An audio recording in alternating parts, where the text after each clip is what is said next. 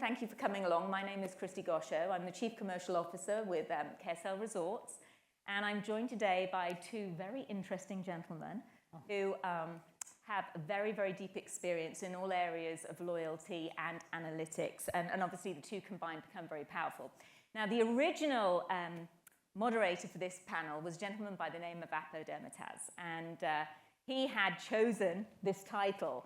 The difference between myself and Apo, and we used to work together, is that he has a PhD and I do not. So this is a very natural topic for him to talk about. But in any event, we're going to have a very good discussion. Feel free to chime in. Because we're such a small group, I think we have an opportunity to engage on any and all different topics.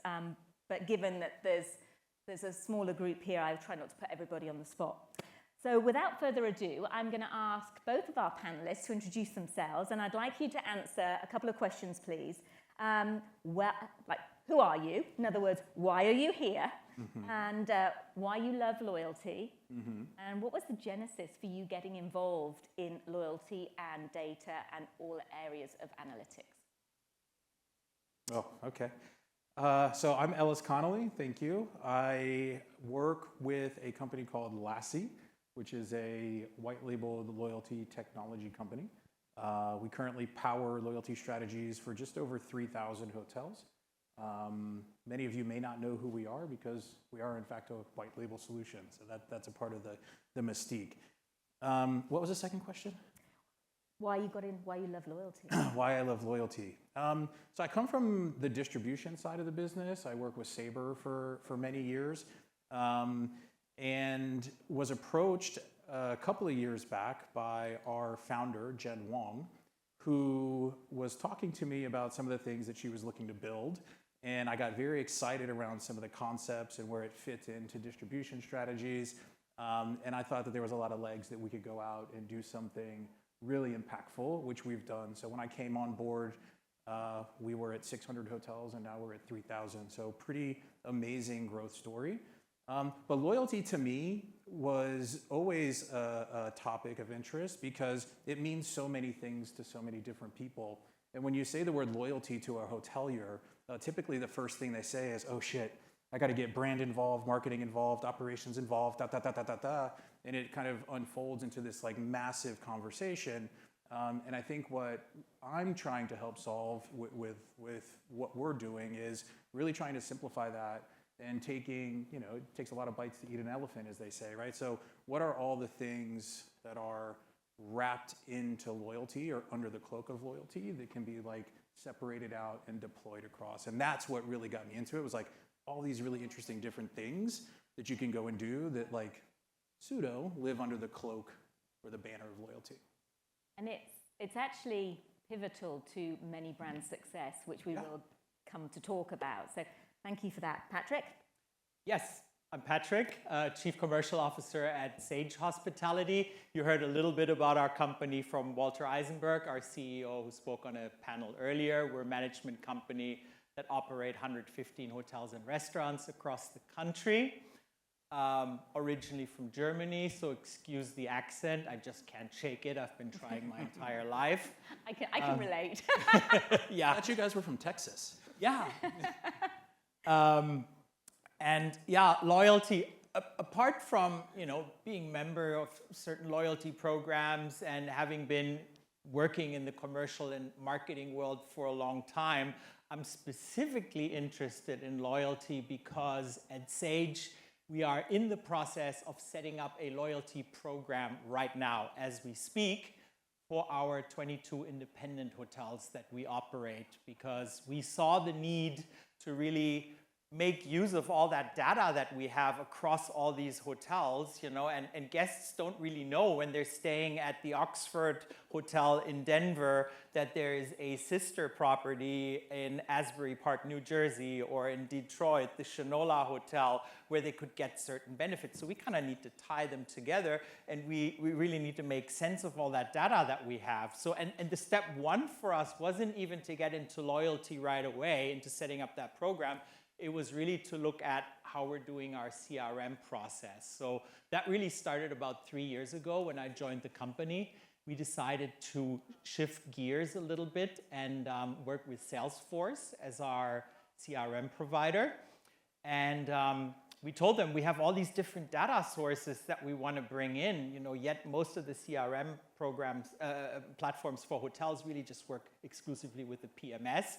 We said we want to bring in our data from our spa software, from email capture, from Delphi, from all of the different capture platforms, and that's how we got to Salesforce, who led us to a company called Happy, who's our middleware platform. That's where all these different data sources feed in. So we said step one really has to be to set up that infrastructure for that platform first, and once we have that established, we can really focus on building a loyalty program. And it really entails all the things you said, right? Because then you have to bring in brands and operations, and everyone has an opinion on that. That's true. And a tech platform and consultants, and that's kind of what we've been doing over the past 8 months. So we're really, really in the weeds with getting that set up.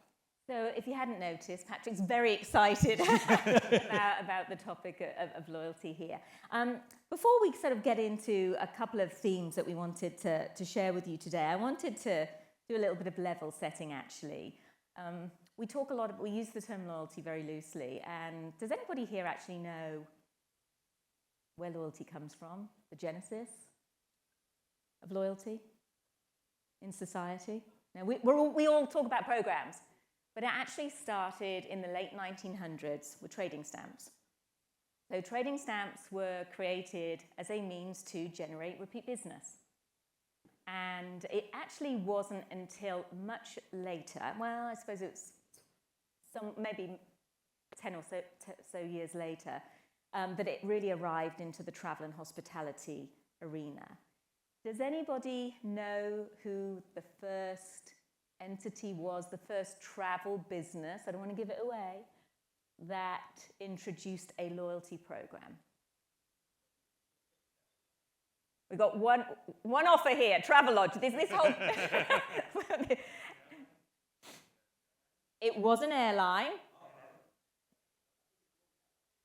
Well, it could be airline, hospitality, car hire, but it was an airline. Do I have any other offers? Which airline do we think was the first one to introduce a loyalty program? Yes. So, American Airlines introduced the industry, when I say the industry, I'm talking about the broader travel industry. They introduced the first loyalty program in 1981.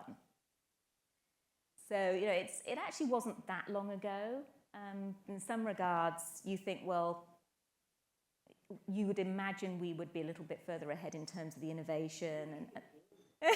Oh, thank you. I have to say, I'm a little bit older than I might look. Right, so back to this. Now, the other piece I want to share with you all is how we think about the terms behavioral economics and applied economics. So does anybody want to sort of take a stab at describing what applied economics is? How about behavioral economics? No? Okay, so I thought it would be worth us just sort of setting that out so it frames up this conversation. And again, remember, I'm not the PhD, so I did have to consult my friends at Google and ChatGPT and many others to actually arrive at this. So I'm going to share it with you.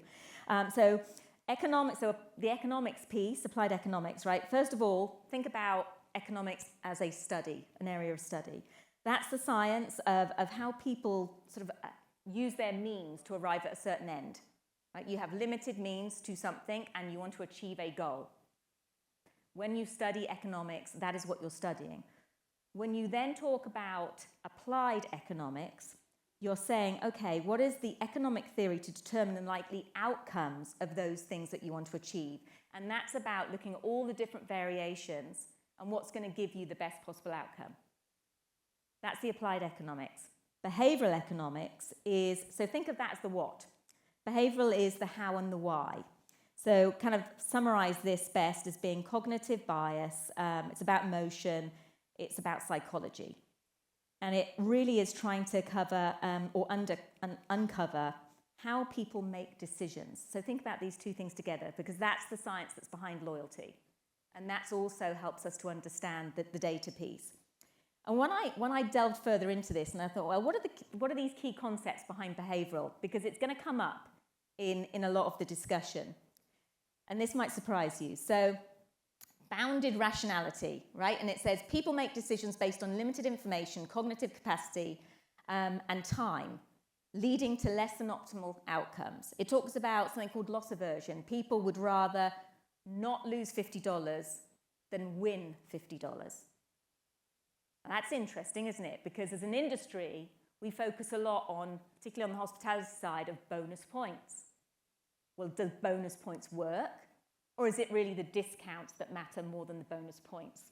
Or something else? I would say both. Ellis is desperate to chime in on, so hold that thought. Then there's this concept called anchoring, which is people rely heavily on the first piece of information they may encounter when making decisions, even if it's irrelevant. How fascinating is that? So what that means is we can tell them all manner of little stories to get them to do what we need them to do. And then it goes on to talk about framing effects and bias and other bits and pieces. And the one that stood out was this endowment effect. People value things they own more than similar items they do not own, simply because they possess them. Now, that's one that we have to challenge because the younger generations actually don't follow that belief. They're less likely to want to own things. So that's actually forcing us within the scope of loyalty to think differently about how we build our programs for the future. So I'm going to park it there and now sort of move to tackle our first question with our panel. So given what we've just shared, how can the principles of behavioral economics shape loyalty programs to increase guest retention? That's the first part. And can you share examples of how behavioral insights have been successfully integrated into loyalty strategies? You touched upon this briefly, so I'm going to start with Ellis and then I'm going to come to you, Patrick. Yeah, that's a lot. It is. It's a big topic, but you're up for it. But I'm prepared. So, look, you know, when I think about loyalty, or when we think about loyalty, we do not necessarily subscribe to the traditional earn and burn model of what you see with the big brands today. Does that have its place? 100%. Right? Was that built for a high transactional road warrior mindset? 100%. If you look at large loyalty programs, what does Marriott have? 140 million members. If you look at the inactivity or the members who only 203 million actually. Sorry, 203 million. Maybe 207. Yeah, but if you look at the high performer groups, which is the road warriors who are spending, traveling, they probably have the same status levels on airlines as they do in hotels, right? Those usually go hand in hand. But there's a massive swath of members who sit in the middle who will never reach an added tier of benefits, right? Most folks will never reach an added tier of being able to get a complimentary hotel room. Now, that top group definitely does. So how do you drive behaviors in that middle group? Because the behaviors are already driven in the road warrior group. Would everyone agree with that? They're going to keep coming back to the same hotel no matter what city they're in. So what are the types of things that you can do that encourage behaviors that you want? And we really sit around the concept of instant gratification and rewarding people immediately for the value of the reservation that can be used during that stay. So what does that do? Releases dopamine, right? Selection of reward content immediately post-reservation ignites a fire. Oh, this is exciting. I'm going to get to do something. I see something that I like from a rewards perspective. Then what you do from the behavioral or the propensity modeling side, getting into the science of it, you give those guests an opportunity to select from a swath of content, whether that be experiences, gift cards, other types of things. Then you start to piece together, people are aligning themselves to specific brands, to specific experiences, right? And now you can kind of meld that into your segmentation strategy and start to really move the needle on driving, different types of behaviors. And I'll give you an example. So we have a partnership with Lululemon, pretty big athletic wear company. A lot of the properties that we work with that do yoga activations on the roof and all these different things, they leverage that content from within our ecosystem to get people to open their emails by including it in subject lines, right? I'm getting very tactful here with you guys. And then if somebody selects other athletic type of experiences or reward content, they know that they can loop that back into the category of that type of merchant. So it's very tactful, but it's also about like the concept of self-selection and choice, right? Giving people the choice to select what they want to do helps you drive more informative decisions on how to change their behavior. I have so many questions that response. So you've talked about what they call present bias, the immediate gratification, which is a key part of behavioral economics. But how do the properties that use your solution, the Laasie solution, take that knowledge and then use that in other parts of the operation? So, for example, if they recognize that somebody always selects a Lululemon gift card or whatever that might be, how else does that manifest itself? Well, I think it categorizes travelers into certain groups. So here's a traditional, and I don't want to say lazy, but this is like a traditional hotel strategy, right? I have a group that fell out, and I need to fill 300 rooms 3 weeks from now. Shit, right? Panic sets in. What do? Okay, I look at my database and I say, show me every person that stayed in the hotel same time last year that lives within 100 miles, and I'm going to send an email, right? What's the pickup on that? Decent. Okay, let's extend the drive market to 200 miles, and let's look at every person that stayed same time last 2 years. What's the pickup? Last 3 years. Drive market goes to 300 miles, right? And I'm simplifying it. But imagine if you could look at the travelers that were in your database and say, okay, now show me everyone that selected the Lululemon experience, incorporate the Lululemon experience into the email, into the call to action, and now you're getting more email opens, you're getting more people to engage with your content, and we have statistics and data that shows that we drive a ton more revenue. Interesting. And it's a lot more specific too, because it's not just, again, it's not just bonus points. Exactly. You're tuning into a specific kind of customer need or even a customer problem. So Patrick, how about you? Yeah, I think, so first of all, sorry, I'm going to have to work with notes today. That's thanks to my 5-week-old daughter that's at home, whose sole purpose in life is to make sure that I just get enough sleep to function at about 20% of my usual brain capacity. So bear with me. So yeah, my first thought, like as we said, when you think about loyalty is what the airlines are doing, right? Those point systems that we've all grown up with and that we're so used to, they're really very, very transactional in nature in terms of the relationship that we're building with those brands who use those, right? Point programs have become super, super diluted and also very confusing if you ask me personally. So, and you already spoke to this, what guests really now want is much more personalized experiences, either experiences that are already targeted to their guest needs and wants that we know based on the data we have, or to have the choice, to be able to select. That's really one that's super key in terms of evolvement. And then the other one you also mentioned, which is people want instant gratification. I remember when that term first came up like 10 years ago, everyone blamed it on the millennials and said, oh, that's a generational thing because they're not patient anymore, And having moved forward, it's absolutely not true. 75-year-olds want instant gratification just as much as 25-year-olds nowadays. So it's therefore very, very important that loyalty programs keep on evolving really and get with the times, and make them more experiential and make sure that we build that sort of brand connection through that. And there are some programs, I think, that are doing a very good job at it when we're talking about instant gratification.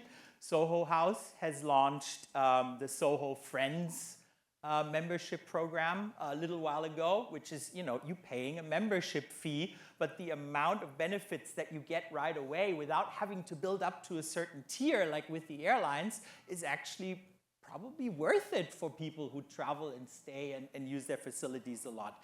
Ennismore, about, I think also around 2 years ago, launched the Disloyalty program, right? Which is sort of their antithesis of a loyalty program as well. You pay, instant gratification, you get all these benefits right away.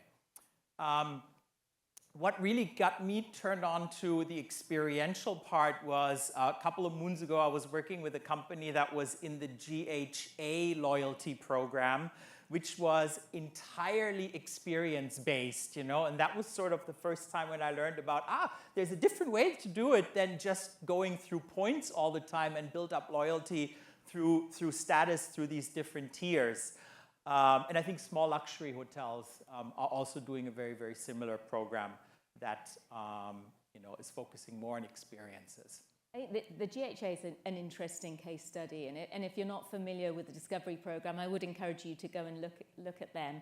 So they were born, I'm going to say now, maybe 15 years ago, and they were the anti-loyalty proposition, so that you earned what was called local experiences. So they were designed to encourage cross-brand utilization. So if you started with one brand and then went to stay with a different brand, you would earn a local experience. And that local experience would be something unique to that property. And it might be a picnic in Central Park and a bike ride, but conducted by the general manager, as an example. And they would put a certain value to that, and they would reward and pay that value back to the property. So it really was quite unique in its day. And what was interesting was that I think they found it a little difficult to scale, because they were talking to the consumer about something that was so unique. They were really a long way ahead of times. And over the years, they recognized that they needed to do both, because they had to meet the need for immediate gratification, and the customer that is the points junkie, that sees that as a valuable point currency that they understand, and then also layer in the local experiences. So do go and have a look at them, because there's something there. And I also feel that we're going to see more innovation in that space that I do want to talk about a little later. I'm going to throw something else in here. Why do you believe loyalty, if loyalty is about recency and frequency, and let's face it, it's a data play, it's about understanding more about that traveler so that you can reduce your cost of sales, so that you can do a better job of reaching across different channels. Why is it today that our loyalty is only as good as our last trip? We were talking earlier about your status with a certain airline. Yeah. Maybe you'd like to elaborate on that, because I think there's a golden opportunity here for everybody in the room to learn from this. Yeah, well, Kristie and I were talking. I've been Premier 1K on United for many years, and I didn't pick status up back again this year. Just didn't travel as much. And it's, that concept of being so driven and loyal for 6-7 years, just to fly 100,000 miles on an airline, to do 700,000 miles, right, over the course of 6 years, and then not hit status, and then not have any added benefits. Just the thought of that is a bit baffling. So I think it is a very much what have you done for me lately from an RFM recency, frequency, and monetization perspective.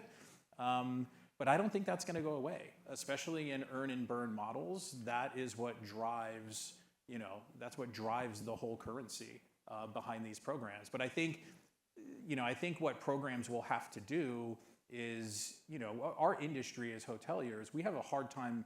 I don't want to say we have a hard time innovating. There's a ton of innovations that are happening. We have a hard time adopting, right? That's kind of where we get stuck from, where like retailing is, or where e-commerce is, and these other types of like industries that are doing loyalty really, really well. And Kristie mentioned that the stamp card being like one of the first loyalty programs. If you look at Shopify, is everybody familiar with Shopify, the e-commerce site?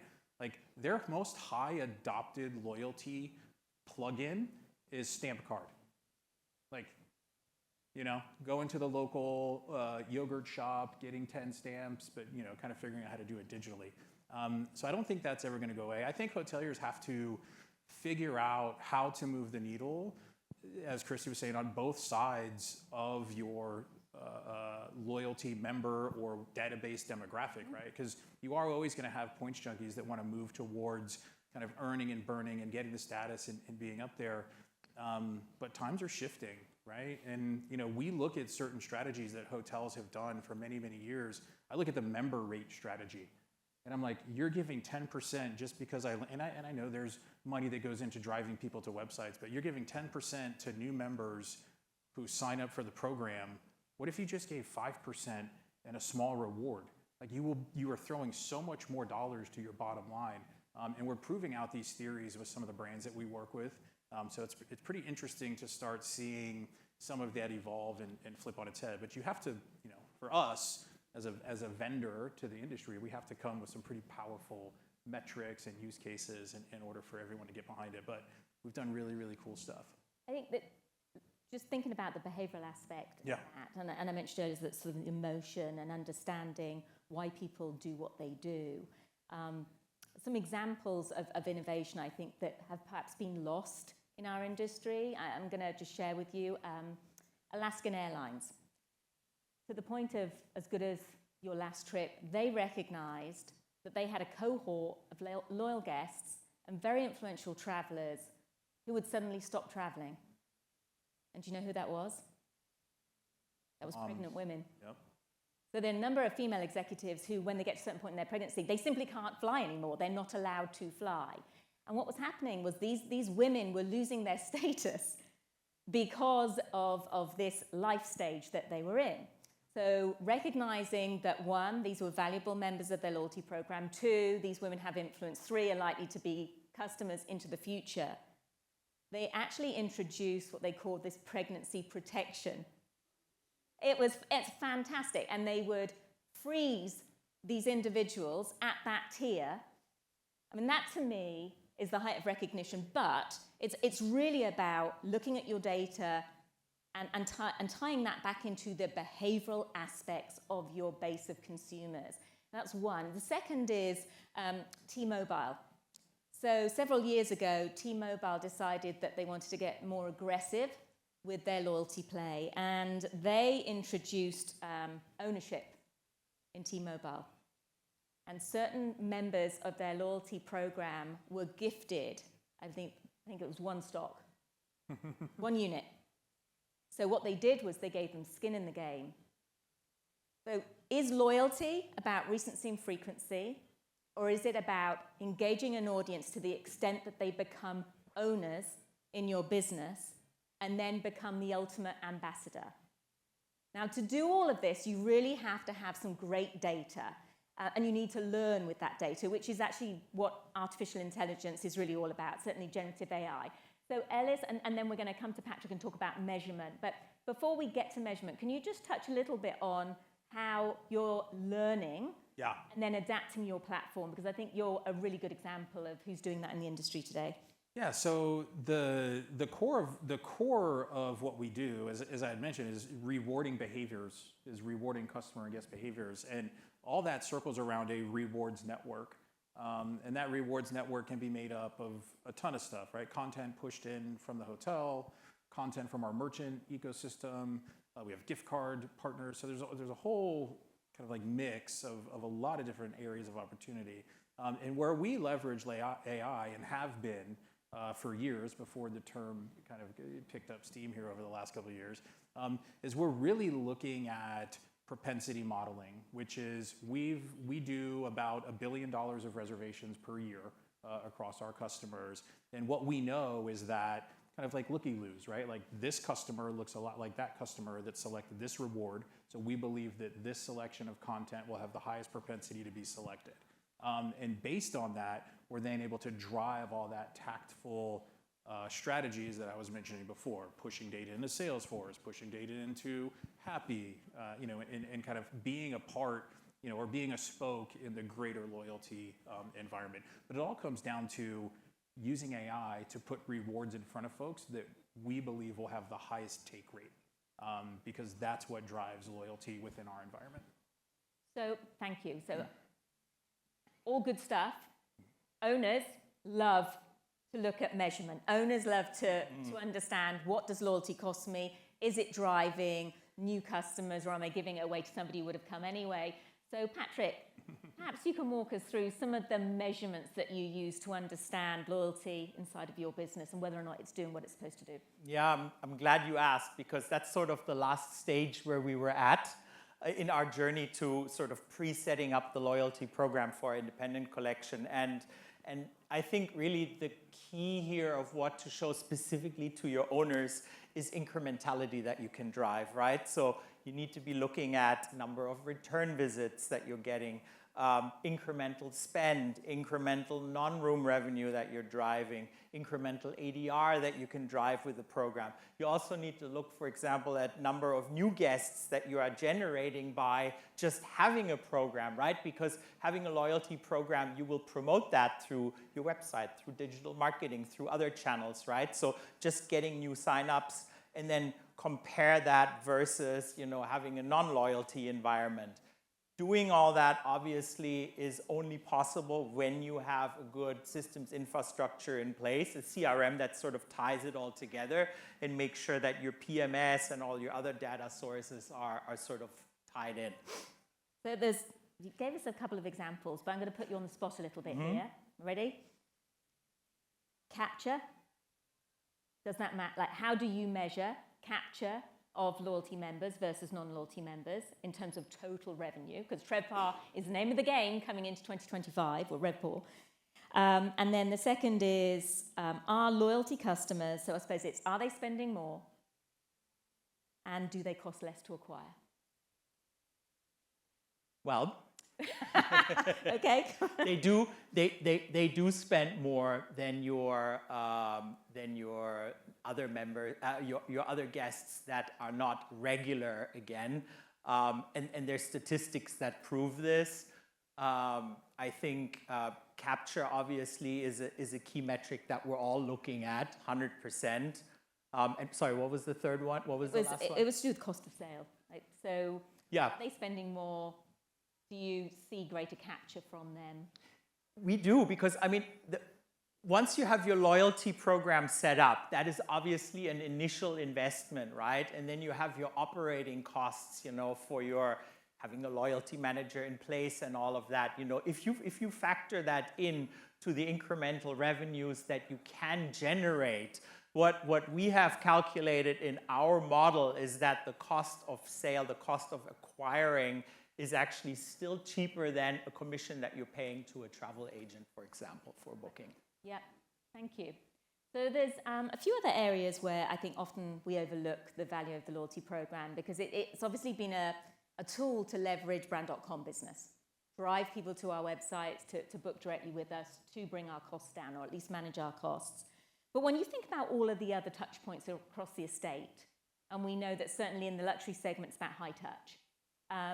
In the case of digital transformation, we've got a lot more tools in use now that guests have in their hands. How do we think about leveraging or introducing loyalty in places like call centers? Because we heard earlier that voice hasn't gone away. If anything, actually, it's probably having somewhat of a renaissance for good reason. Click to call. Younger people don't necessarily want to do it themselves, want someone else to do it for them. They just want to give instruction. So, Ellis. Yeah, I think, when you're deploying a loyalty strategy, specifically across a small group of hotels or a mid-sized group of hotels, call it 1,200 properties maybe, incorporating the voice of loyalty in your voice channel is rather important, because it can do a few things for you. And the data that we see is, save the sale strategies within a call center environment through loyalty are very impactful, right? You have res agents who are on the phone, who are getting people asking questions, and you want your talk time to be down. And I don't want to go into the call center metric storyline, but I think if you have an incentive to put in front of someone, just like if you do in a digital or online experience, their appetite to book then and there is significantly higher if they start to waffle when you're starting to get that credit card number, which is the highest drop-off point in call center. So I think, it's hard to isolate just call center, because loyalty, when you think about deploying the strategy across everywhere, you want that res agent to be telling the same exact story as you do in your meta strategy, in your social strategy, right? And it all has to tie together. So when we think about loyalty, when I think about loyalty, it's all these different things that live under this umbrella, right? First-party data collection is a massive conversation. What's Google going to do tomorrow? Are they taking cookies away? Are we going to get to keep them, right? So first-party data collection, that's a loyalty strategy. Give me your email address, and I'm going to give you something. Typically in a hotel, it's a discount, right? Like, That's 101. Sign up for my internet to get access to it. This is Marriott's strategy, right? Get internet, give me your email, and now you're a member, and now you have free internet, right? Yeah. Brilliant, yeah. Right? Brilliant strategy. So what is the next thing, that needs to happen to do that? And when we think about luxury, and we work with a ton of luxury groups and independent properties, Benchmark is we run the whole program for Benchmark Hotels and Resorts, and it's a lot of what they offer isn't necessarily, and they do discounting and all those things, but it's about access, right? It's about giving your most valued members access to things, and that access is making them spend more money, right? I mean, that's the beautiful thing about it. You want access to the chef table, you want access to specific tea times, you want access to whatever. Thinking through that's the hard part. That's why Patrick and his team get the consultants involved, and everybody gets they're all up in arms and try to figure it out. But I think luxury, it's access and distance, right? Understanding what type of distance you need to be communicating with your customers. So you've actually answered what was going to be my wrap question there. Oh my goodness. Which was going to be what's the bet for the future? What do we need to be thinking about? So my takeaway from that is, in the future, we stop calling them loyalty programs, and maybe we should refer to them as our access programs or our customer success and access program. Who knows? So, Patrick, you get the final word. Everybody here, what are one or two things that they need to keep in mind and think about changing to be setting up for the future of the loyal guest? I think there's a few things that we already know that will become more important or that will change a bit. For example, I personally don't like them, but chatbots, and we hate chatbots in luxury, everyone's gonna say, right? Because we don't like to interact with them. They're gonna become so much more intuitive in the future. They're gonna be a lot more customized in terms of what they can offer you. Right now, they just do sort of basic booking assistance, right? But they're gonna get into amenities in the future. They're gonna have customized experiences. They're gonna know you a lot better because we're gonna be using AI to sort of aggregate all the data and make sense of it. And that's how that interaction is gonna feel a lot more natural and a lot more human with those chatbots. That's one thing. I think another thing that is important for us to look at as well in the future, and that AI is gonna help us with, is guest churn, because AI is going to be able to predict when we are about to see guest churn, and it is then in an automated way going to let us know it is time now to give this guest a timely offer so that we start rebuilding that relationship with the guest and make sure that we keep that guest. Important. And then also talking about our friends who still do points-based programs, I think blockchain is a technology that will further develop because they're very important for points management and loyalty, because blockchain really secures transparent tracking of points. And I think that's going to get a lot more sophisticated moving forward. And then, predictive analytics we've already talked about, right? So I think one of the things that's already possible now, but not all companies are adapting it, especially small ones, is for predictive analytics, is because we know about our guests' past history and interests. So let's say we're sending out a loyalty offer or an emailer to customers. We can, through predictive analytics, change the hero image of that email according to where this guest likes to travel or what his preferences are, right? So we're talking about mass emailers here that might be going to 5 million people or more, but they have that customized aspect that we can really control. And this is stuff not really for the future. That's already available now, but not everyone's using it. Yeah, that's right. I mean, I think that AI is going to reinvent, even the concept of a website goes away. You don't have pages anymore. You literally, as you move through a site, you get presented with unique content that just renders for you. So loyalty programs will ultimately become these entities that are completely unique. You have your own loyalty program and experience with a brand that's entirely different to your experience with a brand. So that puts the effort back on us. We've got some work to do, but I know we're out of time. I know the cocktails are over there. You've been a wonderful audience. So thank you very much for your time today. Thank you, Ellis. Thank you, Patrick. Appreciate it. Thank you.